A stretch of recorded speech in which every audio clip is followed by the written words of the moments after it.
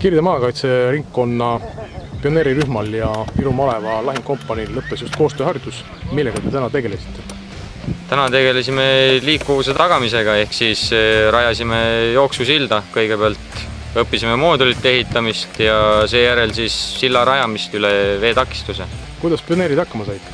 Pioneerid said hakkama väga edukalt, koostöö samuti sujus jalaväelastega. Kas silt kandis välja? Silt kandis välja, lõpuks sai pea kompanii jagu arvuliselt üle joostud. Kuidas meestel harjutus õnnestus? Meestel harjutus õnnestus hästi, sest enamusele neist oli see esmakordne võimalus. Ja ma arvan, et kõik jäid sellega rahule. Enam, et keegi vette ei kukkunud. Kuidas võitlejatel enesetunne oli peale ületust? Enesetunne oli võitlejatel hea. Väga paljud tegid seda kordi ja kordi ja sai ka läbi proovitud haavatuga veetakistuse minek ja ka see õnnestus. Ei kukkunud.